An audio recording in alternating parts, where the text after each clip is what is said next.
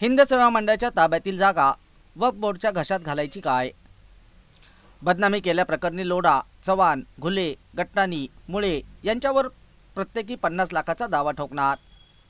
पत्रकार परिषदेत माहिती. हिंद सेवा मंडळाकडे भाडेपट्ट्याने ताब्यात असलेली मिळकत ही तकिया ट्रस्टची आहे की वक्फ बोर्डची आहे? तिच्या मालकी हक्काशी मंडळाचा काहीही संबंध नाही.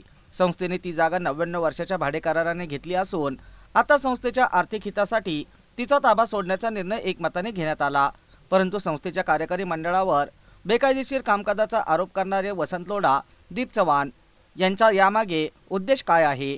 सदरची मिळकत वक्फ बोर्डाच्या घशात घालायची आहे काय? त्यासाठी वसंत लोढा काम करत आहेत का, असा सवाल उपस्थित करत ती वक्फ बोर्डची प्रॉपर्टी नाही पण ती वक्फ बोर्डची असल्याचे दाखवण्याचा प्रयत्न करून लोढा हे वक्फ बोर्डचे सदस्य म्हणून काम करत असल्याचा आरोप करीत हिंद सेवा मंडळ आणि कार्यकारी मंडळाची बदनामी केल्याप्रकरणी लोढा, दीप चव्हाण, संजय घुले, अनिल गट्टाणी आणि मुळे यांच्यावर 50 लाखाच्या आबरू नुकसानीचा दावा दाखल करून फौजदारी गुन्हाही दाखल करणार आहे. या संदर्भातील नोटीस मी माझ्या वकिलांमार्फत त्यांना पाठवली असल्याची माहिती मंडळाचे कार्याध्यक्ष आनंद फडीस यांनी पत्रकार परिषदेत दिली.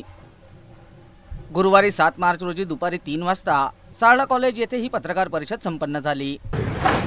सर्वप्रथम आमच्या विरुद्ध जे पत्रकार परिषद आरोप करण्यात आले की हिंद सेवा मंडळाचा कारभार बेकायदेशीर चालू आहे, हे अतिशय चुकीचं आहे. हिंद सेवा मंडळाचे चेंज रिपोर्ट रिजेक्ट झाले ते आम्ही परत दाखल केले, त्याचं कामकाज पेंडिंग आहे. मुंबई हायकोर्टाच्या निर्णयाप्रमाणे जोपर्यंत पेंडिंग असताना फक्त चार्टी कमिशनची परवानगी मिळाली नाही म्हणून तो ठराव किंवा चेंज हा बेकायदेशीर होत नाही, त्याच्याबद्दलचे पुरावे मी आत्ता सगळ्या पत्रकार बंधूंना दिलेले आहेत. दुसरी गोष्ट, त्यांचा जो आरोप होता की वक्फ बोर्डाची प्रॉपर्टी आहे त्याच्याबद्दल सुद्धा सर्वंबर 161(1) याबाबत जिल्हा दूध संघाने जे ट्रायब्युनलकडे मॅटर केलं होतं त्याच्यामध्ये निर्णय आलेला की सर्वंबर 161(1) ही जागा वक्फ बोर्डाच्या अधिकारात येत नाही. 1995 सालापूर्वी चॅरिटी कमिशनरच्या अंडरच ती प्रॉपर्टी होती, त्याच्यामुळे तर 161(1) हे वक्फ बोर्डाची प्रॉपर्टी नाही. वसंत लोढा यांनी आम्हाला सुरुवातीला 50 कोटी डबल अमाऊंट देण्याचं कबूल केलं आणि आता नंतर ती वक्फ बोर्डाची प्रॉपर्टी असल्याचा भासवण्याचा प्रयत्न करतायत. मी हे आपल्याला दाखवून दिलं की वक्फ बोर्डाचं ॲक्ट ॲबॉलिश करण्यासाठी भाजपचे खासदार, राज्यसभा खासदार श्री यादव यांनी एक प्रायव्हेट बिल आणले, राज्यसभेमध्ये पेंडिंग आहे आणि त्याच भाजपचे पदाधिकारी म्हणणारे वसंत लोढा इथे वक्फ बोर्डाचे एजंट म्हणून काम करतात. ही अतिशय खेदजनक गोष्ट आहे असं माझं मत आहे. वसंत लोढांनी आमच्या सगळ्यांच्या विरुद्ध आम्ही जे केलेले प्रोसिडिंग ते सगळे अत्यंत कायदेशीर, सगळे केस लॉ सपोर्टिंग आहेत. त्यांनी आमच्याविरुद्ध केलेली फौजदारी खटला जो आहे त्याला आम्हाला बोलवण्यात झाल्यास आम्ही कागदोपत्रासह सर्व संपूर्णपणे उत्तर देऊ. आणि त्यांनी जे आमच्याविरुद्ध वैयक्तिक आरोप केलेले आहेत, चुकीचं प्रोसिडिंग केलं, आर्थिक लाभ केला, त्याच्याबद्दल मी स्वतः वसंत लोढा आणि त्यांच्या समवेत जे 4 लोक होते, दीप चव्हाण, घुले, गट्टाणी आणि मुळे, या सगळ्यांना वैयक्तिकरित्या आबरू नुकसानीची नोटीस पाठवून त्यांच्या प्रत्येकाच्या विरुद्ध मी 50 लाख रुपये प्रत्येकी आबरू नुकसान भरपाईचा दावा करतोय आणि प्रत्येकाच्या विरुद्ध फौजदारी खटला देखील दाखल करतोय.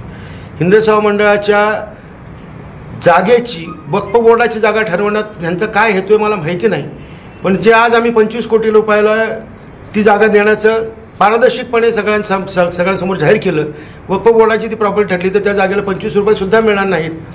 त्यामुळं वसंत लोढांचा आणि दीप चव्हाणचा हेतू काय आहे नक्की हे आम्हाला कळलेलं नाही.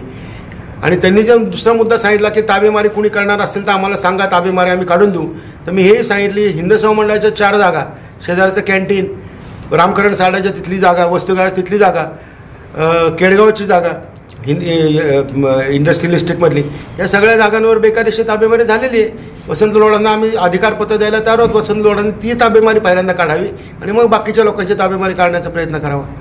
त्यांच्या राजकारणासाठी त्यांनी हिंद सेवा मंडळाविरुद्ध असे घाणेरडे आरोप करणं, पदाधिकाऱ्यांच्या विरुद्ध चुकीचे आरोप करणं आणि ही प्रॉपर्टी अट्टहासाने वक्फ बोर्डाची असल्याचं ठरवण्याचा प्रयत्न करणं आणि एकीकडे मी 50 कोटी देतो असं सांगून नंतर ती वक्फ बोर्डाची असं सांगायचं, चुकीच्या नोटीस द्यायच्या.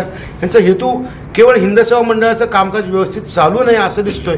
100 वर्षाच्या परंपरा असलेल्या हिंद सेवा मंडळाला तुम्हाला मदत करता येत नसेल तर करू नका, पण निदान त्यांच्या कामामध्ये अडथळा करू नका असं आमचं सगळ्यांचं त्यांना आवाहन आहे.